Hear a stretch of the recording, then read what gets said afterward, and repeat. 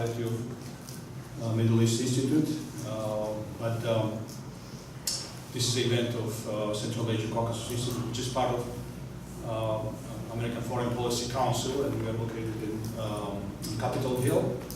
For those of you who are willing to visit us one day. Today we have a very important topic to discuss. We will cover issues of emerging new regionalism in the region and how this new regionalism can contribute to economic development and development in general. We studied this issue for many years now, and we are looking at positive signs that emerged in the last couple of years with some reform policies in Uzbekistan and more willingness of countries of the region to interact with each other. So we have an excellent panel today to cover this issue. Dr. Fred Starr, founding chairman of our institute, Central Asia-Caucasus Institute. I don't think that Fred needs an introduction to the audience, but I will still say that among many other things that he's done in his life, he is the author of Lost Enlightenment, probably the most significant book written about this region, Central Asia, in decades or maybe for all the times. And former president of Oberlin College and vice president of Tulane College University, and president of Aspen Institute, and founding chairman of CACI. And we had great opportunity to listen to Fred's most recent talk at CACI Institute. Recently, I strongly advise to visit our website, Central Asia-Caucasus Institute website, to check his speech at that occasion. Our next speaker will be Dr. David Gould, who represents World Bank today, and who recently wrote this interesting and very timely, I would say, paper called Critical Connections. He has an intimate and very profound knowledge of the region, but also not just Central Asia, but other parts of the world as well. And he can compare developments in Central Asia to other parts of the world as well. And that's the additional value of his expertise. And our last but not least speaker will be our friend Rahul Aswani from Asian Development Bank. He has several other affiliations as well with Johns Hopkins University and his resilience group there. Rahul brings expertise obviously of the multilateral institution, but also a very deep knowledge of Afghanistan and Central Asia in general, and also experience of working in many different countries around the world. So without further ado, I ask Dr. Starr to start his remarks, and then others will follow. Thank you. Thank you very much. With the ambassador of Uzbekistan present here, I'd be remiss not to urge you to get a copy of Uzbekistan's New Face. It's available in all the usual places, including from us, but you can order it from Amazon and so forth. It is the most comprehensive view of the entire reform process taking place in Uzbekistan today. It is not speculative. It is based on very careful study of the various legislative acts and decrees and so on that define this amazing reform movement that's taking place there. It doesn't predict the future. It just says these are the actions that have been taken now, and it enables you to follow the future much more intelligently, I think, than without it. And also, if you don't have the long game on the Silk Road, which is the book about US and EU strategy for Central Asia and the Caucasus, this is not only a history of this strategy since the year 1991, but also a lot of thoughts on where this strategy should go in the future. So I recommend both of them, and immodest as it is to do so, I do recommend them. I'm only a co-author.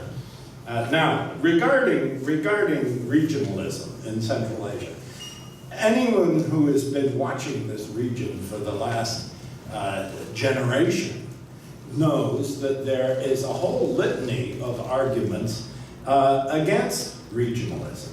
And these, we've all heard them, we've repeated them, we all know them, and let me start by saying that these are worth focusing on, because unless these have been there's a response to them, we can't really move forward and talk about regionalism. So, what are these? Well, the most obvious one that we all heard for 25 years is that personal relations among the presidents weren't so great. Okay. These are talented, energetic people, each of them absolutely dedicated to preserving the sovereignty of the new country. Of course there'll be complicated relations among them. To base the whole argument on regionalism, about regionalism, simply on the attitudes of 5 men in the region, it seems to me rather trivial.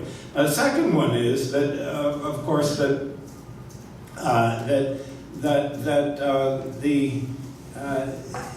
it's a sort of deep cultural argument that was thrown out very often. That is, that after all, the Central Asians, I mean, come on, some of them are descended from nomadic peoples who live one way and have certain political, social habits, and oasis people who live another way, of very vertical societies and so on. Now, how can you expect people who are so fundamentally different as nomads and oasis dwellers to participate in a single regional current? This was often heard.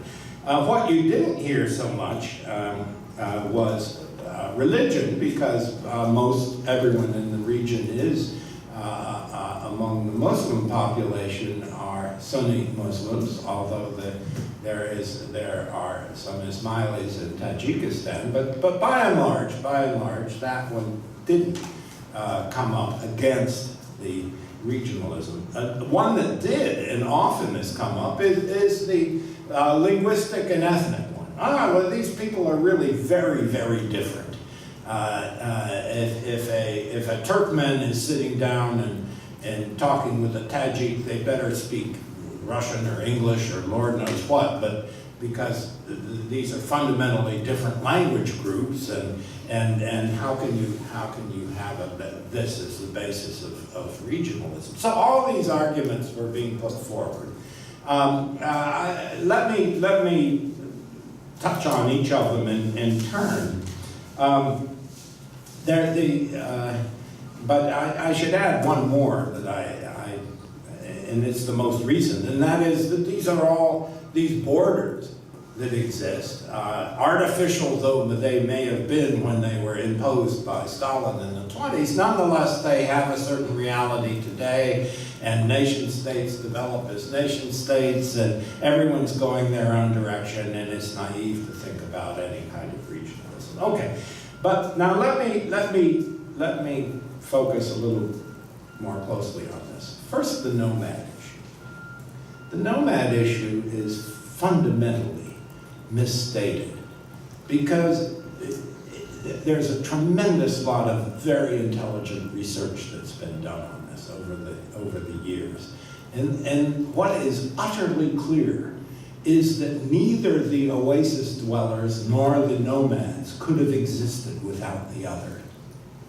The nomads they were producing goods, and the only way they could market them was through the urban markets, and they did, and not just horses and goods connected with horses and riding saddles and all that stuff. No, went far beyond that. They were, in a sense, nomads were manufacturing goods in quite big quantities to be sold in the urban markets. And similarly, you couldn't have survived in an urban market over the last 2,000 years if you didn't have cordial relations with the nomads. And because you were dependent upon them too. And this mutual dependence is a deep fact of the entire region. And this mutual dependence extended to the fact that the urban centers were trading and manufacturing, and they were sending goods, whether they were trade goods or goods they manufactured, they were sending them in every direction. Now, for them to be able to do that meant that they had to have good relations with the nomads who protected the trade routes.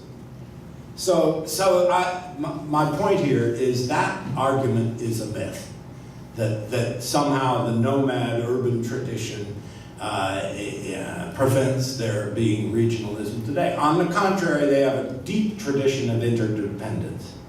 Now, on the second issue, the issue of jump right onto the ethnic issue, language and ethnicity. Well, it is true, but then what do you do with a region like the most populous region of all Central Asia, namely the Fergana Valley?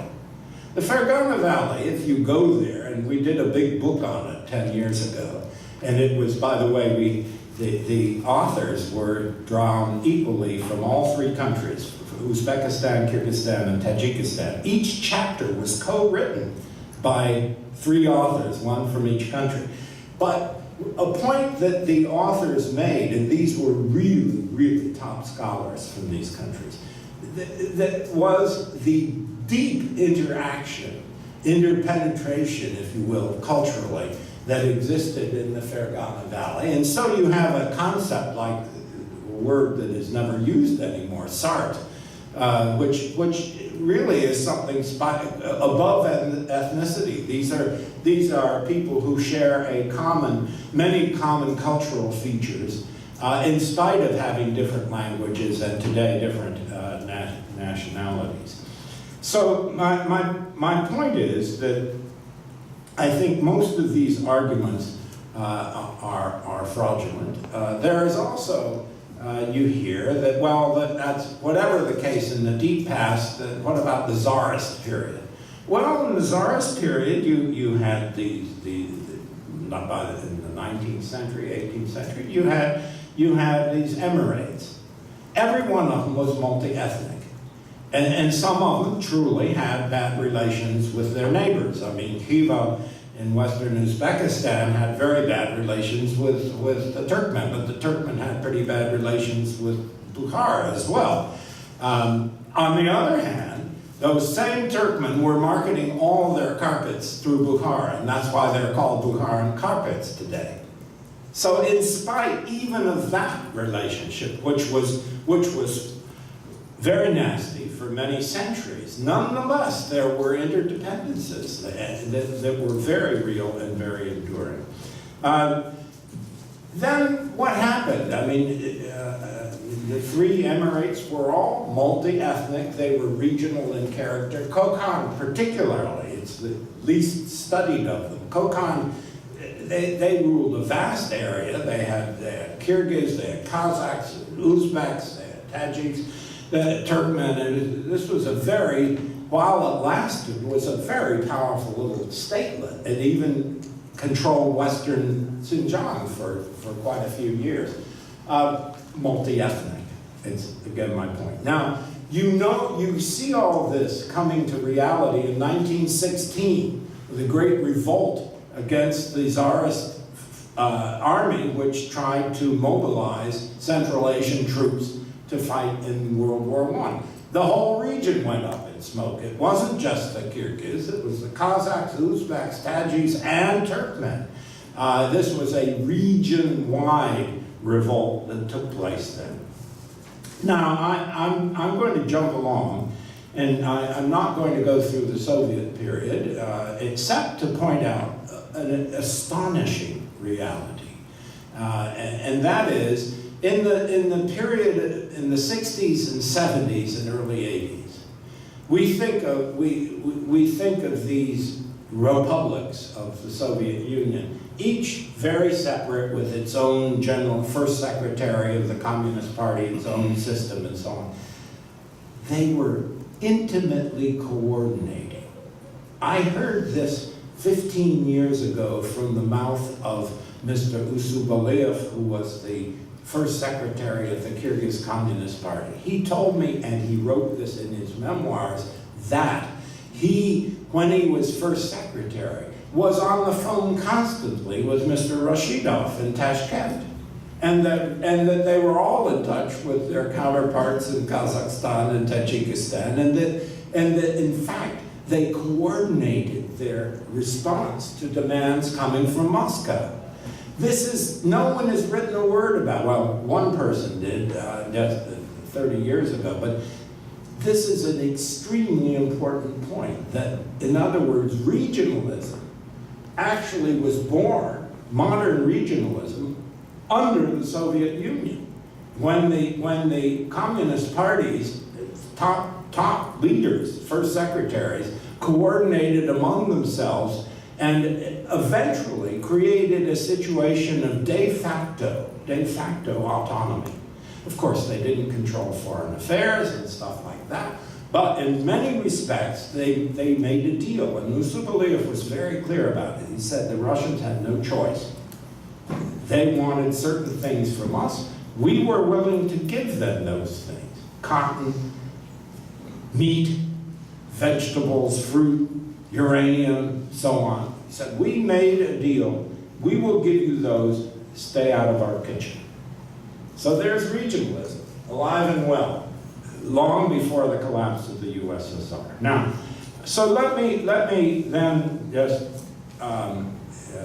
tick off a few of the regional elements that have existed over the past 25 years. Of course, to repeat what I said earlier, each of these states, they did just like the US after independence. Everything was unique. Each of them had their national heroes. Timur, you had Manas, you had Rukhnama, you had every country had its new mythology and so on. Fine, that's true. And there were tensions, unquestionably, because everyone was looking out for number one, first of all.